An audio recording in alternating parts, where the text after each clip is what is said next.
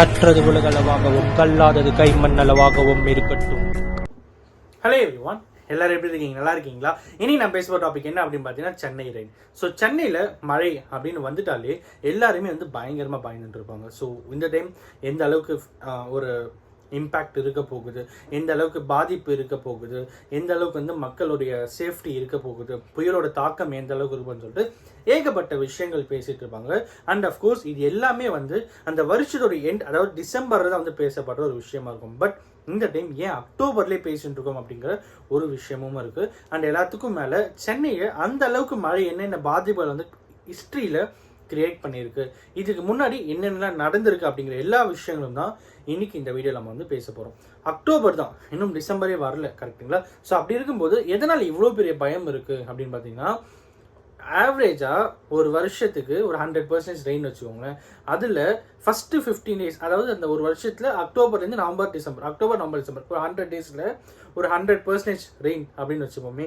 அந்த 100%ல் first 20 to 25% rain இந்த தடவை ஃபஸ்ட்டு 15 நாள்லேயே வந்திருக்கு. விச் மீன்ஸ் இன்னும் 85 நாள் பெண்டிங் இருக்குது. பட் இருந்தாலும் ஃபஸ்ட்டு 15 நாள்லேயே ஆவரேஜாக 100%ல் 25% ரெயின் இப்போவே நம்ம ரிசீவ் பண்ணியிருக்கோம் அப்படிங்கிறது பயங்கரமான ஷாக்கிங்கான விஷயமா இருக்கும்.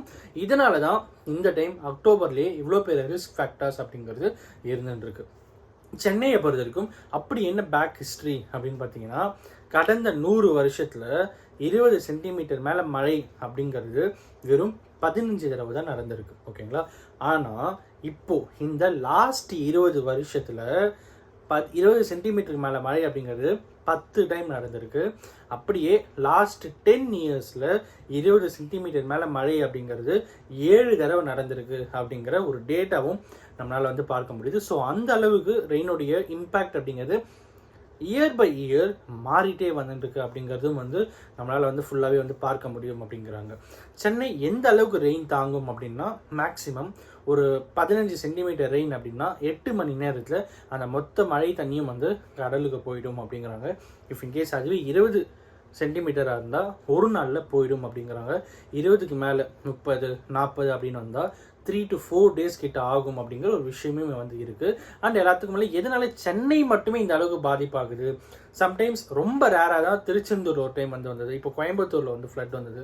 ரொம்ப ரேராக தான் மற்ற டிஸ்ட்ரிக்ட்லாம் வந்துட்டுருக்கு, தமிழ்நாடு ஸ்டேட் பொறுத்த வரைக்கும். பட் சென்னையை பொறுத்தவரைக்கும் ஏன் வருஷம் வந்துட்டுருக்கு அப்படின்னா, அந்த மேப் எடுத்து பார்த்தீங்கன்னு வச்சுக்கோங்களேன், 6000 square metre, which means Chennai மட்டும் இல்லாமல் அதை சுற்றி இருக்கிற மற்ற பகுதியில் இருக்கிற மழைநீர் எல்லாமே சென்னை உள்ள சென்னையில் வெறும் 4 வழியாக மட்டும்தான் இந்த பக்கிங்கம் அப்புறம் 3 ஏரியா இருக்குது. ஸோ அந்த வழியில் மட்டும்தான் கடலுக்கு போகுது அப்படிங்கிறத, விச் மீன்ஸ் சென்னையை தாண்டி வெளியே இருக்கிற மொத்த தண்ணியுமே சென்னை உள்ள அந்த 4 வழியாக மட்டுமே கடலுக்குள்ளே போகிறதுனால சென்னையை மழை அப்படிங்கிறது ரொம்பவே அஃபெக்ட் பண்ணுது அப்படிங்கிறது லிட்ரலி ட்ரூ திங். சரி, இவ்வளோ பெரிய விஷயங்கள் நடந்துருக்கு, எதனால இவ்வளோ பெரிய புயல்கள் வருது? இது எல்லாத்துக்குமே காரணம் புயல், மழை தான்.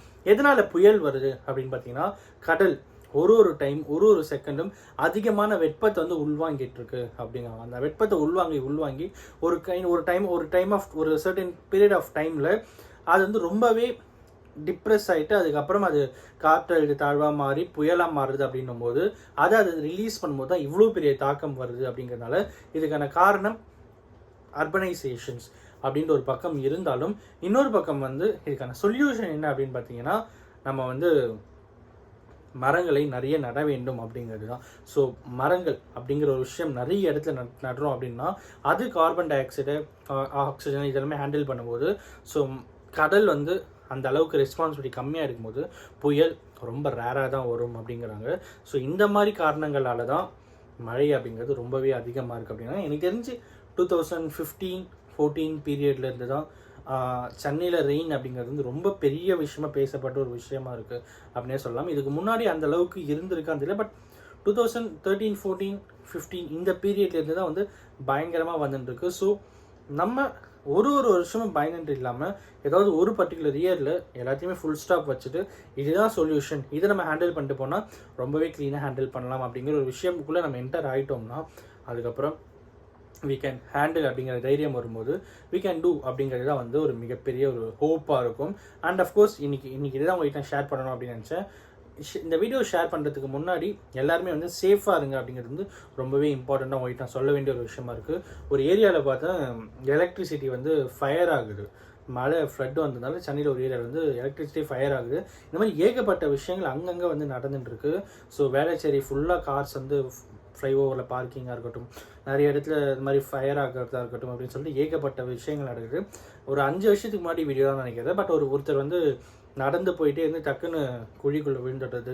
இந்த ட்ரங்கன் பீப்புள் அவங்களும் தயவு செஞ்சு நீங்கள் குடிக்கணும் அப்படின்னு ஆசைப்பட்டீங்கன்னா வாங்கிட்டு போயிட்டு வீட்டில் கூட குடிங்க, தவிர வெளியே குடிச்சு மாதிரி மழையில் மாட்டிக்காதீங்க அப்படிங்கிறதும் வந்து இன்றைக்கி உங்கள்கிட்ட நான் சொல்லணும் அப்படின்னு நினச்சேன். அஃப்கோர்ஸ் இந்த வீடியோ யாருன்னா ஒருத்தருக்கு நாலேஜ் ஷேரிங்காக இருக்கும், உங்களுடைய சேஃப்டிக்கு ஒரு சின்ன டூலாக இந்த வீடியோ இருக்கும் அப்படின்னு நம்பி நான் இந்த வீடியோ முடிக்கிறேன்.